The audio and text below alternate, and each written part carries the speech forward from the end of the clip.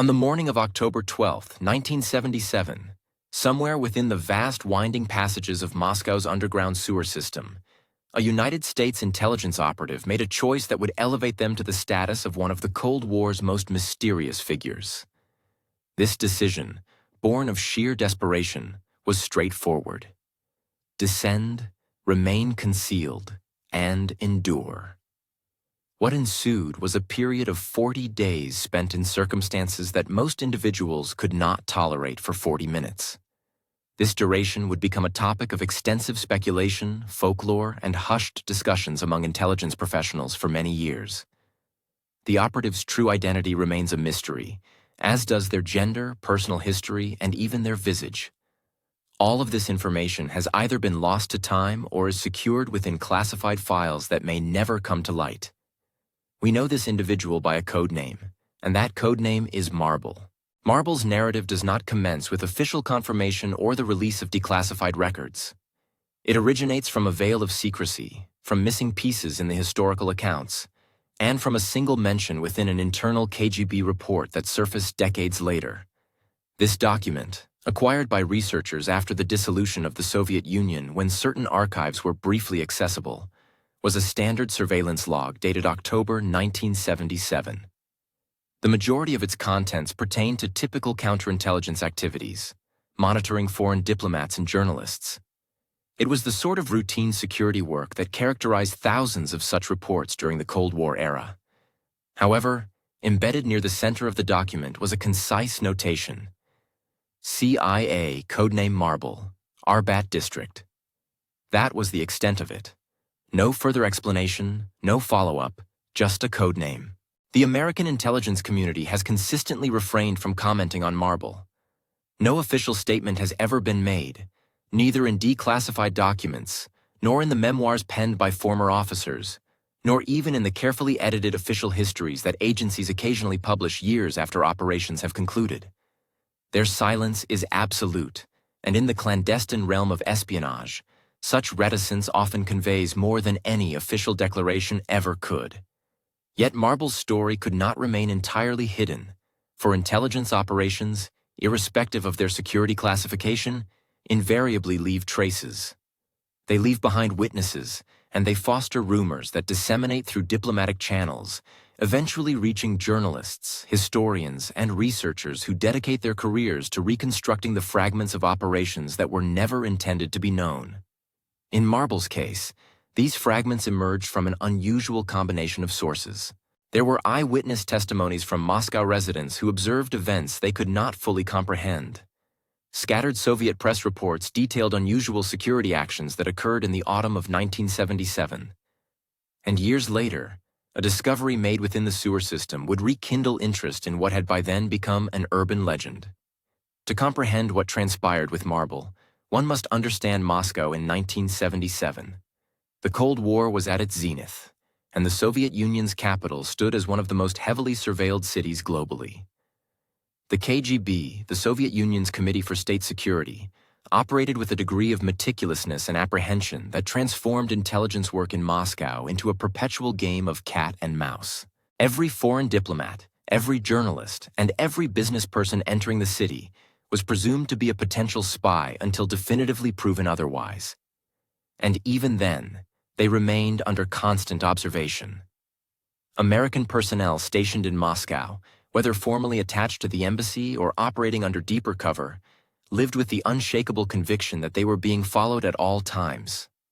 Apartments were bugged, telephone lines were tapped, and even seemingly innocuous discussions in public locales could be overheard by plainclothes agents or informants who blended seamlessly into the surrounding crowds. For a CIA operative functioning within that environment, the room for error was virtually non-existent. A single misstep, a fleeting moment of carelessness, and one risked identification, pursuit, and eventual apprehension. The repercussions of being caught varied depending on the specific circumstances, but they were invariably grim. In the most favorable outcome, an individual might be declared persona non grata and expelled from the country, precipitating a highly public diplomatic incident. In the worst-case scenario, one could vanish into the Soviet penal system, facing interrogation and potentially being exploited as a bargaining tool in future prisoner exchanges. And in the absolute direst of situations, individuals simply ceased to exist, their fates relegated to conjecture and the cold calculations of geopolitical strategy. October 12, 1977, fell on a Wednesday. The weather in Moscow that day was overcast and cool, with temperatures hovering around 8 degrees Celsius. It was characteristic of the city's somber, damp autumn days, the kind that prompted people to hasten along the streets, collars turned up and gazes fixed on the ground. According to eyewitness accounts gathered years afterward, an unusual event took place that morning in the Arbat district, a historic section of central Moscow renowned for its intricate streets and blend of old and new architectural styles. What began as routine surveillance escalated into something far more dramatic, an incident that would be recalled and discussed in hushed tones by those who witnessed it. Multiple residents of the area, interviewed individually by researchers and journalists in the years following the Soviet Union's collapse, reported observing a man running through the streets near the old Arbat around midday. The pursuit, as it clearly was, unfolded over several blocks. The individual being pursued moved with determined intent, not with blind panic, skillfully weaving through pedestrians and utilizing the district's narrow side streets to his advantage. Following behind him, witnesses reported seeing at least 3 or 4 other men, spread out but clearly coordinating their actions. This was the kind of organized pursuit that immediately indicated official involvement. These were not common criminals or irate citizens apprehending a thief. The manner in which they moved, their communication through brief gestures, and their maintenance of formation even while navigating the throngs of people demonstrated professionalism, methodical execution, and undeniable official capacity. One witness, a woman who had been purchasing bread that morning, described the scene to a researcher in 1994. She recounted how the man being chased passed within meters of her, close enough for her to clearly see his face. She described him as neither young nor old, perhaps in his 30s, with dark hair. What impressed her most, she stated, was his demeanor. His expression was not one of wild fear. His face was set in concentration, akin to someone actively solving a problem in real time. He glanced over his shoulder once as he passed her, assessed something, and then abruptly altered his course. Ducking into an alley she knew led towards a cluster of older residential buildings. The pursuers followed seconds later, moving swiftly but not running in a manner that would attract undue attention. To the majority of individuals on the street that morning, it might have appeared as nothing more than men in a hurry, perhaps late for work or en route to an urgent engagement. However, those who noted the coordination, who observed the way they scanned the crowds and communicated with each other, understood they were witnessing something significant unfold. The elderly woman with the bread mentioned that she stood there momentarily, her heart pounding, before deciding to follow at a distance, compelled by the same instinct that causes people to slow down to observe accidents. What she witnessed next, she said, was something she would never forget. The man being chased turned onto a quieter side street, lined with older structures. He proceeded along the street for approximately 30 meters, his pursuers momentarily out of view around a corner, and then he stopped at a storm drain grate. She observed him crouch down, then lift it open. The metal grate came up with a grating sound, audible even from her vantage point. Then, without the slightest hesitation, the man lowered himself feet first into the opening and vanished into the darkness below. The woman recounted freezing, unable to comprehend what she had just witnessed. A moment later, the pursuers rounded the corner, moving with increased speed, clearly aware they were close to losing their quarry. They reached the spot where the man had been and noticed the dislodged grate. She described them gathering around the opening, peering down into it and engaging in a brief, intense discussion in voices too low for her to discern. Following a moment of deliberation, one of them descended into the opening while the others remained above, assuming positions that allowed them to survey the surrounding area. It was at this point that the woman decided she had witnessed enough. She turned and departed quickly. Her account was corroborated, at least in its fundamental details, by 2 other witnesses. An elderly gentleman walking his dog that morning observed the final moments of the chase, and saw the pursuers congregate around the storm drain. A younger man, a university student at the time, was cutting through the side street and witnessed the entire sequence from a different perspective. Their descriptions of the man varied slightly. One recalled him as tall, another as of average height, but they all concurred on the essential facts. Someone had been pursued through the Arbat district by individuals who appeared to be KGB agents, and that person had escaped by entering Moscow's sewer system. All three witnesses stated they never reported their observations to the authorities because, in 1977 Moscow, involving oneself in what was evidently a state security matter was a sure way to create unnecessary complications for oneself. The storm drain into which the man descended that morning was part of Moscow's extensive subterranean sewer network, a vast system of tunnels and conduits extending for hundreds of kilometers beneath the city. The system had undergone expansion and modernization over many decades, yet significant portions of it traced back to pre-revolutionary eras, rendering navigation without intimate knowledge of its configuration nearly impossible. The tunnels ranged in size from substantial main channels accommodating upright passage for a person to narrow conduits requiring one to crawl. They were dark, cold, and filled with the unending sound of moving water and the resonance of falling condensation. The atmosphere's quality fluctuated from merely unpleasant to actively perilous, contingent on the specific location and the time of the year.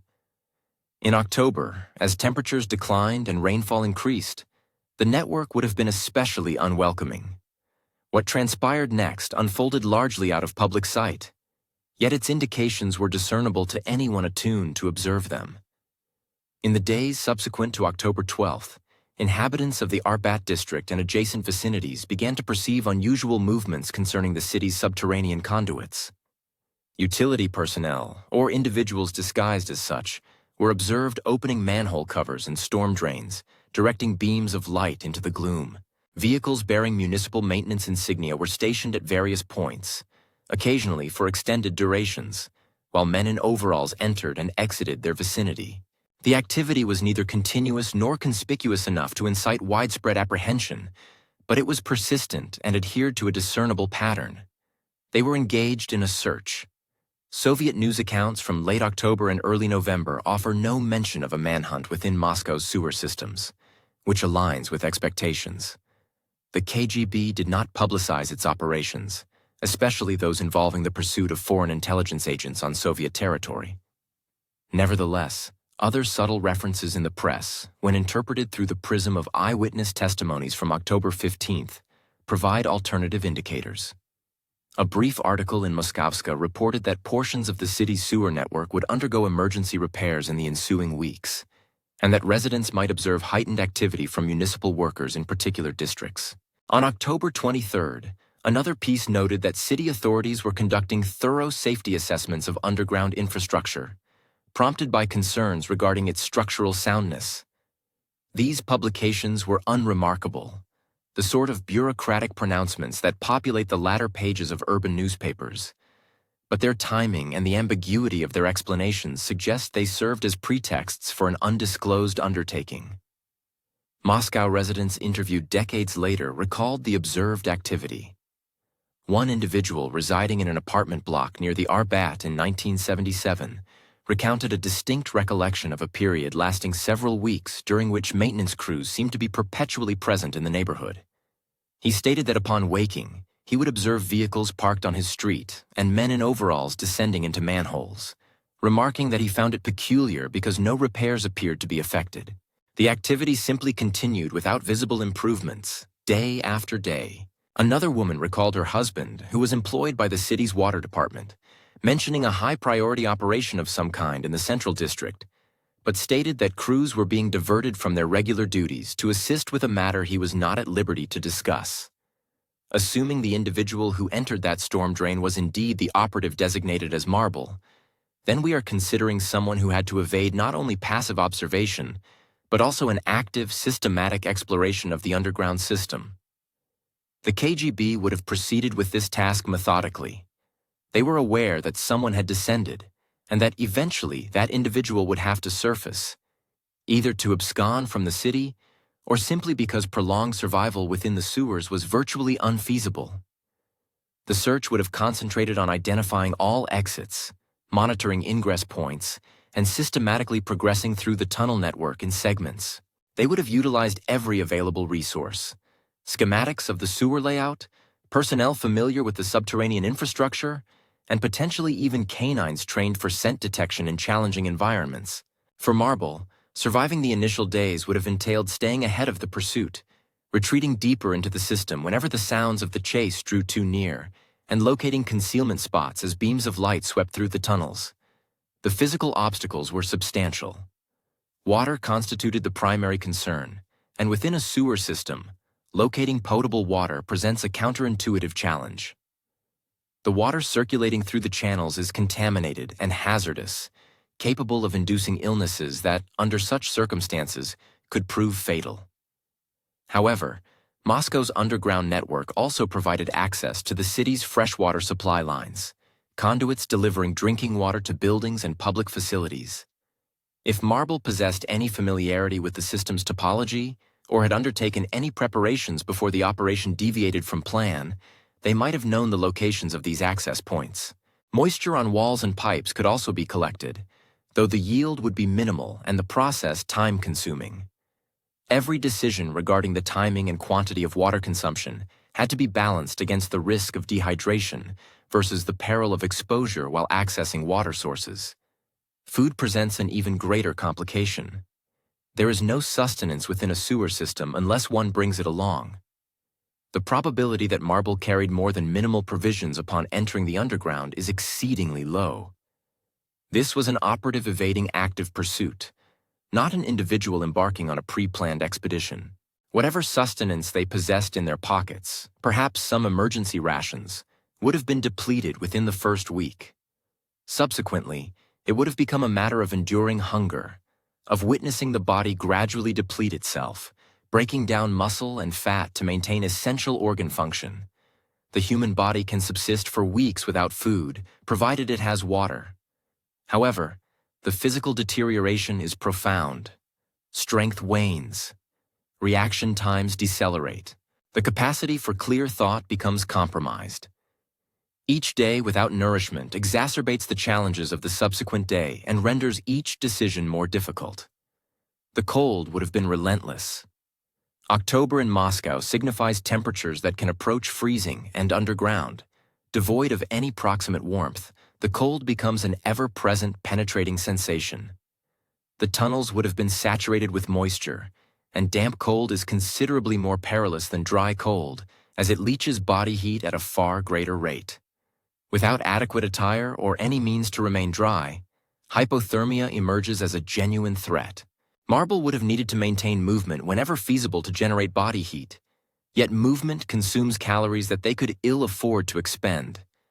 This presents an insurmountable equation with no favorable resolution, merely a continuous balancing act between maintaining sufficient warmth to avert hypothermia and conserving adequate energy to endure another day, another week, irrespective of the duration required for the search to conclude. The psychological aspect may have proven even more demanding than the physical. Days transforming into weeks spent in absolute darkness, without sunlight, lacking any natural sense of time, and isolated from external contact. The solitude, the sensory deprivation, the pervasive fear of discovery. These are conditions that can break an individual. Former operatives and soldiers who have experienced comparable situations have spoken of the mental strategies essential for survival: dividing time into manageable intervals, establishing routines to preserve structure, and concentrating on specific tasks to occupy the mind. Yet, even with training and discipline, prolonged isolation in adverse conditions pushes human psychology to its utmost limits. Marble would have been compelled to contend not only with the environment but also with their own psyche, with despair, and with the insidious whispers suggesting that surrender might be preferable to another day in the darkness.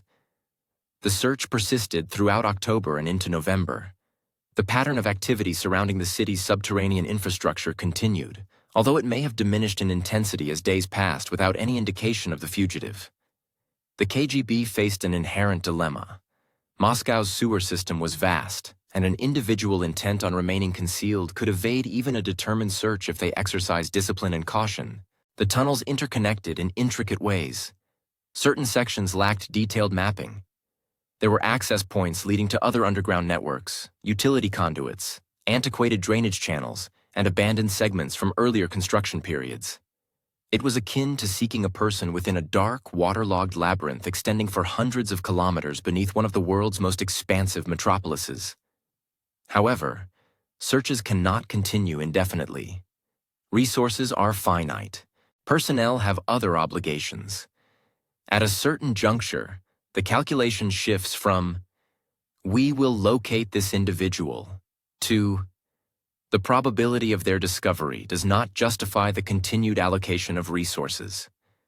For Marble, if they could merely endure long enough, if they could remain hidden sufficiently long, the active search would eventually be curtailed. Sentries might remain posted at critical egress points.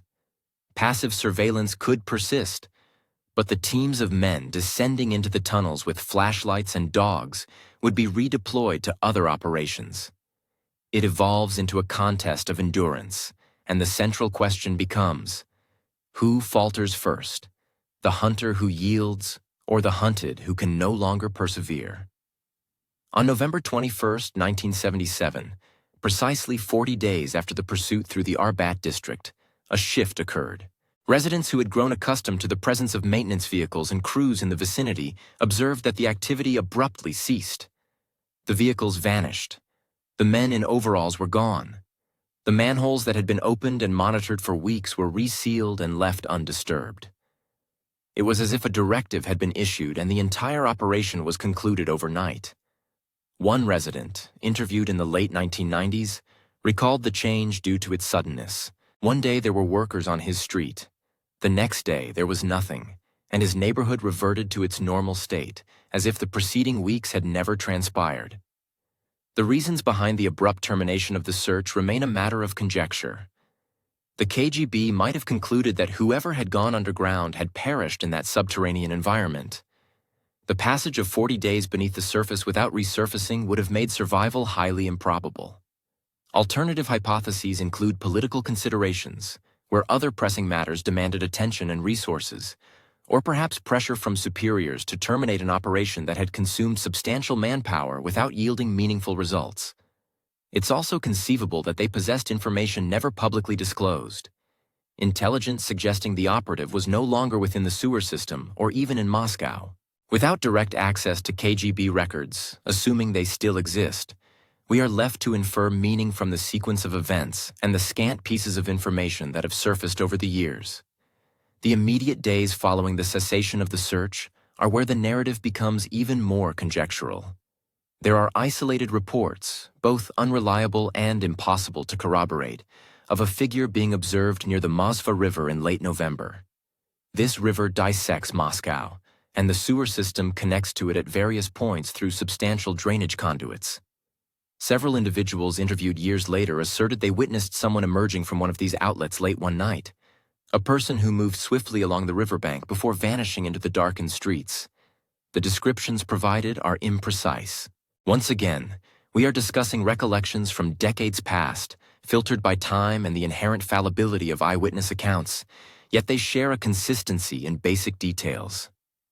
Someone emerged from the drainage system near the river, and whoever it was evidently wished to remain unseen.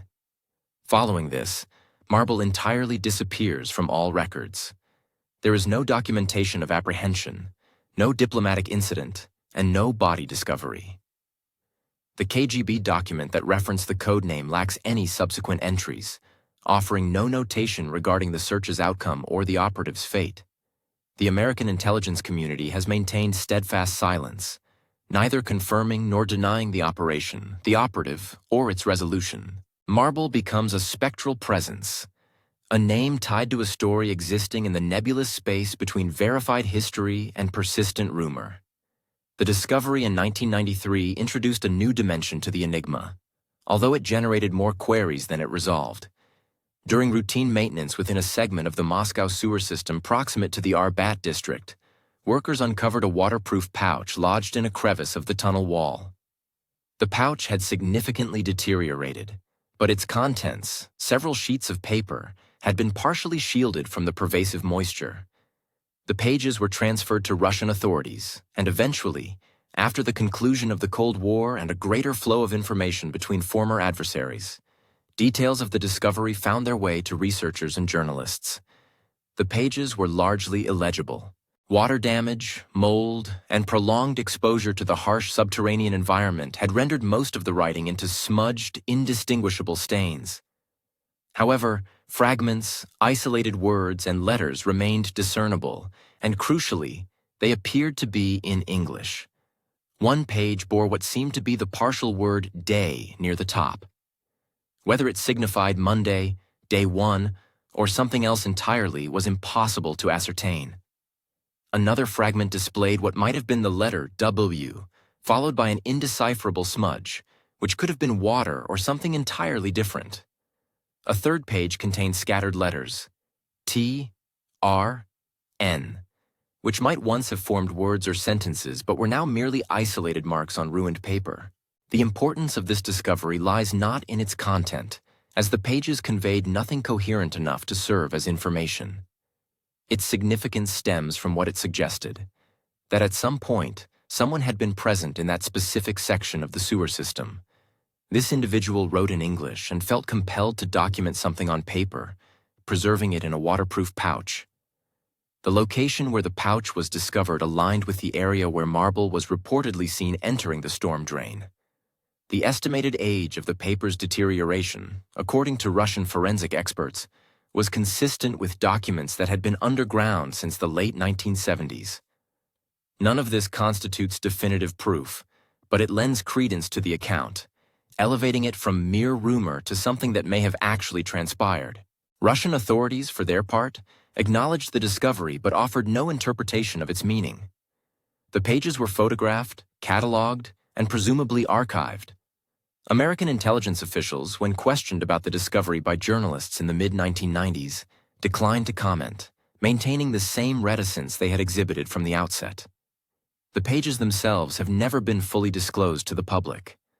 What exists in the historical record are descriptions from researchers who were granted brief viewing access.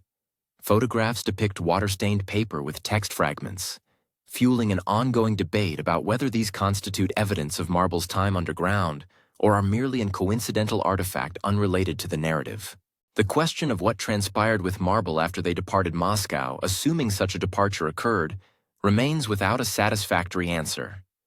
If contact was made with handlers following the sewer escape, it is plausible they were transported via established exfiltration routes to the Baltic states or Finland. If they were successfully extracted, they would have undergone debriefing, received a new identity, and been relocated far from intelligence operations. However, darker possibilities exist. Perhaps they successfully exited the sewers but were unable to reach an extraction point, their physical state after 40 days underground leaving them too weakened to complete the final stage of their escape. It's possible they were apprehended during the search, quietly arrested, and disappeared into the Soviet prison system. Or perhaps they simply succumbed to exposure or illness, their bodies never discovered within the vast, dark network beneath the city. The absence of any American corroboration is perhaps the most revealing aspect of this story. The CIA has never confirmed the operative's existence, nor provided any context for the codename that appeared in the KGB document. What is certain is that someone entered the Moscow sewer system and potentially survived for 40 days in conditions that would have incapacitated most individuals within a week.